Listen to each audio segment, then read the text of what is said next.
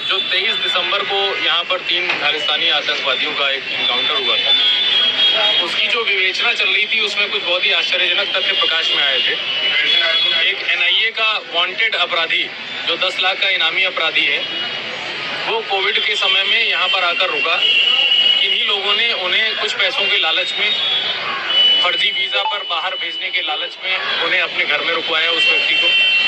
और ये संज्ञान में आया कि उस व्यक्ति द्वारा कई लोगों को फर्जी दस्तावेजों के आधार पर विदेश भेजा गया।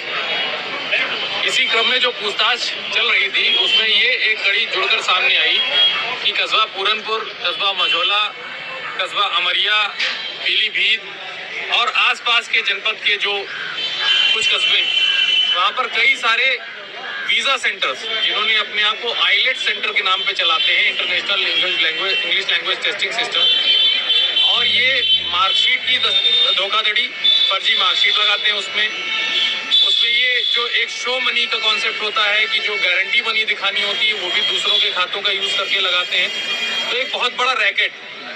और ये भी उसमें तथ्य सामने आया कि डोंकी रूट से भी कई लोग बाहर गए। जो अभी डिपोर्टेशन से भारतीय लोग वापस आए हैं उसमें उत्तर प्रदेश के 5 लोग वापस आए हैं और 5 इसी जनपद के ताल्लुक रखते हैं।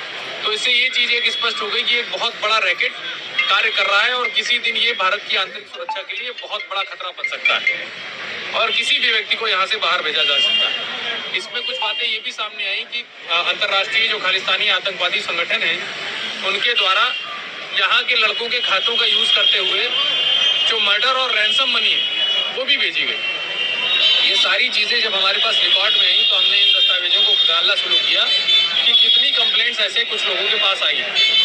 इसी क्रम में 20 के लगभग मुकदमे लिखे जा चुके हैं। 12 लोगों को एक फर्जी मार्कशीट के गैंग का भंडाफोड़ किया गया है, फर्जी वीज़ा के गैंग का भंडाफोड़ किया गया है।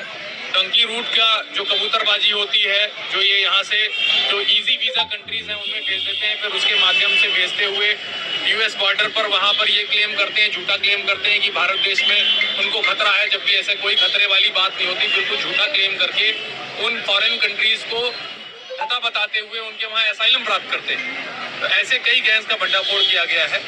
ऐसी शिकायतें लगातार प्राप्त हो रही थी। इसी क्रम में आज दिनांक 24 तारीख को ये एक कैंप थाना पूरनपुर में लगाया गया है और इसमें लगभग जो हम लोग की अनुमान है कि 500 के लगभग लोग न केवल जनपद पीलीभीत से बल्कि आसपास के जनपदों से भी आए हैं। उनमें जो भी लीगल एडवाइस है उनको हम लोग दे रहे हैं। यदि कोई ऐसा व्यक्ति है जिसके साथ डॉक्यूमेंट्स के आधार पर धोखाधड़ी हुई है और वो सिर्फ सिंपल कहीं से ऐसी तहरीर लिखा ले रहे हैं जिसमें नॉन अरेस्टिंग सेक्शंस लग रहे हैं, उनको लीगल एडवाइस भी दी जा रही है। जो उनको वीज़ा परमिट और अन्य डॉक्यूमेंट्स मिले हैं उनका ऑनलाइन वेरिफिकेशन भी हमारे द्वारा ही कराया जा रहा है। एक वन स्टॉप सोल्यूशन के तहत हमारे जो राजस्व के अधिकारी हैं, एसडीएम साहब, तहसीलदार साहब, जो सब रजिस्ट्रार हैं, उनको भी बुलाया गया है कि ऐसे जो धोखाधड़ी करने वाले लोग हैं उनकी प्रॉपर्टी के डॉक्यूमेंट्स भी हम लोग पता करा रहे हैं। और इसमें आज जो हमारी उम्मीद है कि 100 से अधिक एफआईआर और 100 से अधिक एप्लीकेशन की जांच हम लोगों को प्राप्त होगी। जितनी भी एप्लीकेशंस की जांच प्राप्त होगी आज शाम तक भी ये कैंप लगेगा और अगर आवश्यकता पड़ेगी तो इस कैंप को एक्सटेंड कराया जाएगा। मैं आप लोगों के माध्यम से ये अपील करना चाहता हूँ कि कृपया छोटे छोटे लालच में पड़कर किसी को भी किसी फर्जी एजेंट के माध्यम से बाहर न भेजें। कई बहुत ही दुखी कर देने वाली कहानियां हम लोगों के सामने आई हैं। लोगों ने अपनी पूरी जमीन बेच दी है और पूरा पैसा, पूरी संपत्ति उनके नाम लगा दी है और वो धोखाधड़ी का शिकार है। तो कोई ऐसे गलत एजेंट्स के हिसाब में ना पड़े। जो भी कैरेक्टर वेरीफाइड जिनका है, जो अच्छे लोग हैं, उन्हीं के माध्यम से लोग बाहर जाएं। Thank you.